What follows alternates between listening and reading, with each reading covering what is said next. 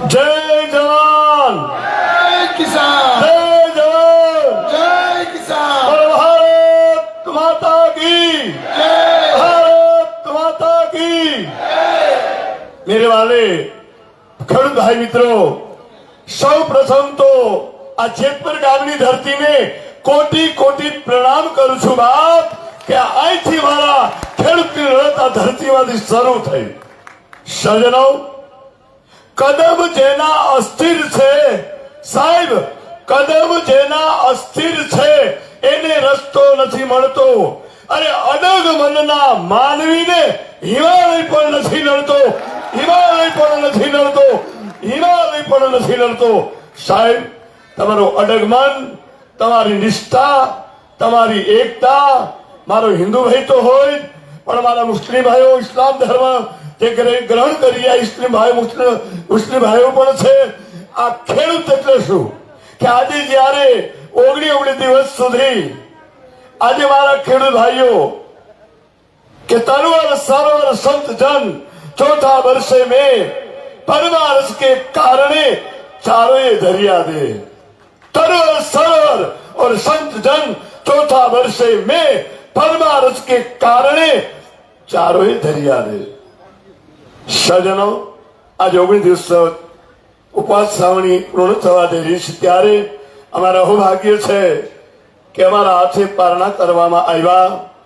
આમ તો બગસરા ગામમાં ખબર પડી એ ગામનું પણ એક ખમીર એકતા બગસરા ગામની કે મારા સતીશભાઈ સદસ્ય ગમે ત્યારે હાકલ પડે આજુબાજુ મોરબી જિલ્લામાં ત્યારે અડધી રાતે હાજરી આપે એવા અમારા સતીશ હાકલપાડી ગામમાં કે હાલો જેતપુર આખું ગામ નીકળી ગયું સાહેબ। અને આજે અમારે 300 ભાઈઓ બહેનો આજે અમે આવ્યા છે, 300 યુવાન મિત્રો ભાઈઓ બહેનો।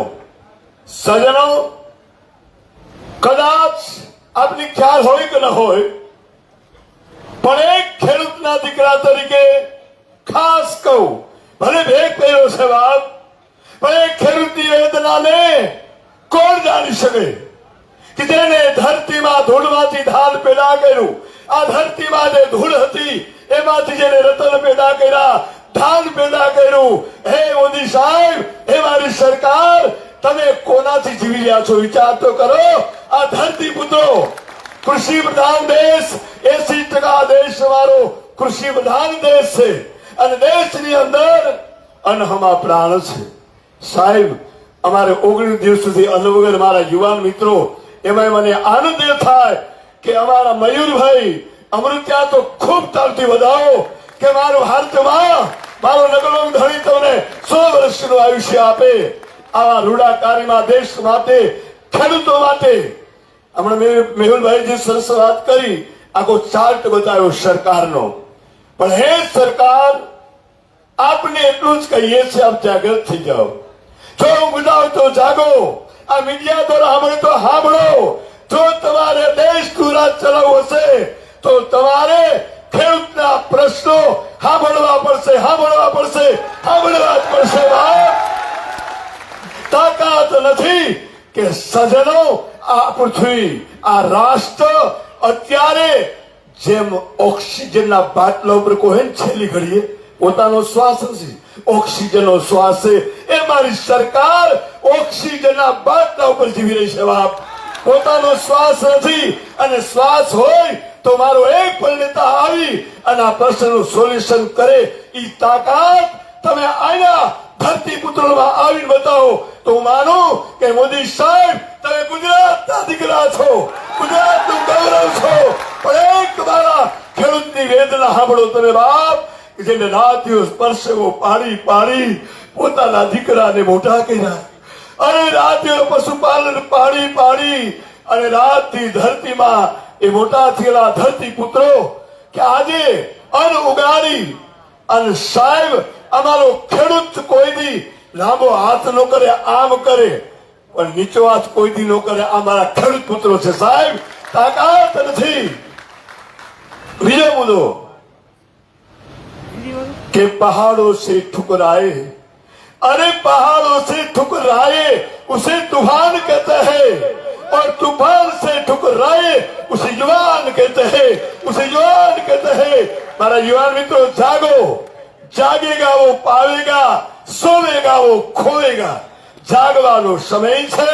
જો નહીં જાગો તો આજ અદાણી નહીં કેટલી કંપનીઓ આવી અને તમારી ધરતી માતાને, તમારી માલિકી જમીનને ખેડવા પણ નહીં રહેવા દે સાહેબ.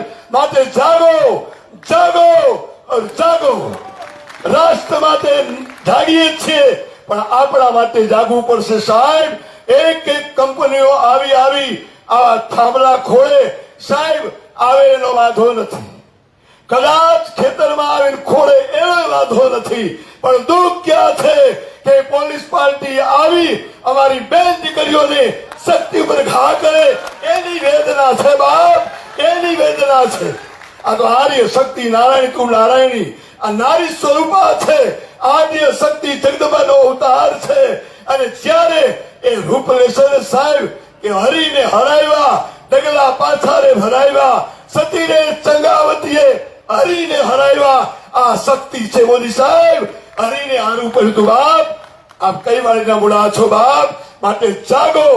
સરકારને કરબત પ્રાર્થના કરું કે હજી પણ આપ જાગી જાઓ અને મારા ખેડૂતની વારે સમર્થમાં આવી જે પ્રશ્નો છે એનું સોલ્યુશન કરો.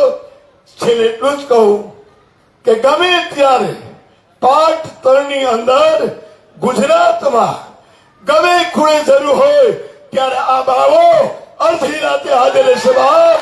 કોઈ પણ જગ્યાએ હશે ગુજરાતમાં નકલંગ ધામના મહંત શ્રી અને બગસરા ગામ આખું તમારી વારે આવશે બાપ. એ અમારી ખબર થતી બગસરા ગામ છે કે બગસરા વાસો વસે ત્યાં મીઠા ભગતનું ધામ, કામ કરતા દાસનું ઈ લેતા નકલંગ નામ. આવી ધરતી બગસરા ગામની છે બાપ. તમારા વાલા મિત્રો, જે ભાઈ બહેનોએ આની અંદર પોતાનો સાથ સહકાર આપ્યો છે એ બધાને માં ધરતી માતાને કહું કે હે માં ભારત ભોગ, એ બધાને શક્તિ આપજો. એ બીજો મુદ્દો ખાસ મહત્વનો, આ કલિકાલમાં સંઘ શક્તિ કલિયુગે એકતા પરમો ધર્મ, શ્રેષ્ઠ ધર્મ આપણી એકતા છે. તમારી એકતા જોઈ આટલા હાજરી જોઈ ખૂબ હૃદય આનંદિત થાય છે સાહેબ. બીજો મુદ્દો વીરતા પરમો ધર્મ.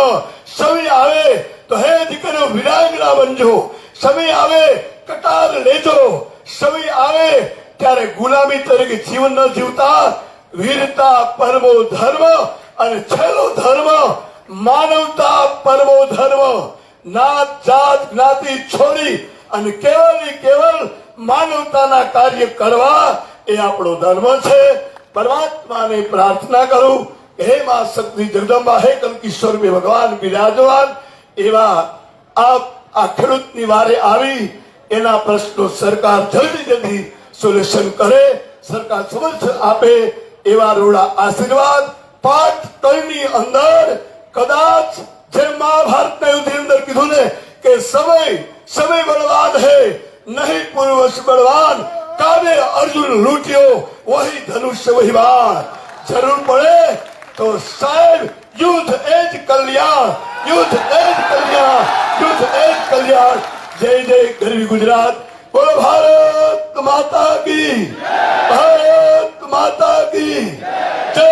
જવાન જય જવાન, જય કિસાન, જય જવાન, જય જય ગરવી ગુજરાત, જય જય ગરવી ગુજરાત.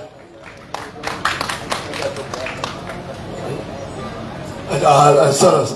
આપણા સરદાર વલ્લભભાઈ પટેલનું સ્ટેચ્યુ આ ગોઠવવાનું છે, આ જગ્યાએ મૂકવાના છે. અમારા એવું ભાગ્ય છે કે સરદાર પટેલ લોખંડી પુરુષ, પાટીદાર સમાજક લોખંડી પુરુષ એ લડતા રહ્યા સાહેબ ઠેઠ સુધી દેશ માટે તન મન ને ધન ને નોછાવર કર્યું છે. અને સાહેબ જેને ભારત રૂવાડે રાષ્ટ્રની ભાવના પડેલી છે એ મારા સરદાર પટેલમાં ચરણોમાં કોટી કોટી પ્રણામ.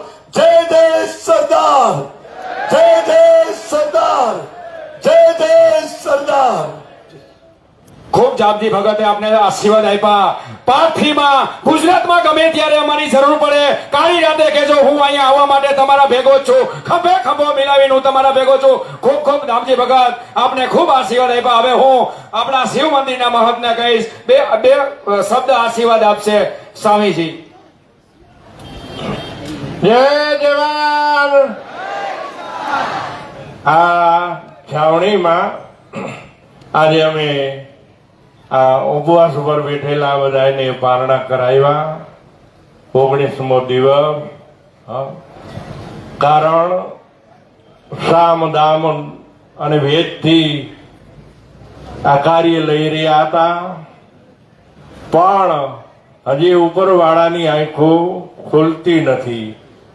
તો ભગવાન રામજી જ્યારે લંકામાં જવા માટે દરિયાના કિનારે અનશન વ્રત લઈને બેઠા, ભગવાન સ્વયં પરિબ્રહ્મ મર્યાદા પુરુષોત્તમ.